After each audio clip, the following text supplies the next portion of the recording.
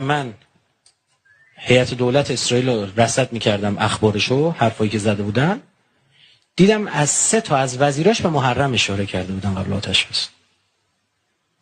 گفته بودن یعنی خواستار گفته این آتش بس خوبه چون این مشکی پوشا دارن میان.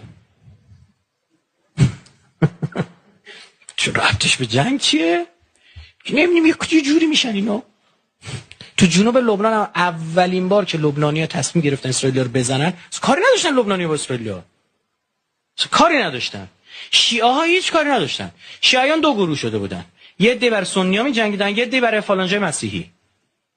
مزدور شده بودن تو لبنان. اولین بار که اینا ماشینای اسرائیلی رو زدن عاشورا بود. اینا میگفتن این روز یه جور دیگه‌ن. الانم میگم 3 تاشون دیدم اشاره کردن، گفت اینا که خودشونو میزنن مشکی تنشون میکنن دارن میان. او با خودش میگه این خودشو داره میزنه. بعضی تو دعوا اول 2 تا خودشونو میزنن بعد میان سراغ تو، مثلا شاید اینجوری برداشت میکنه، نمیدونم.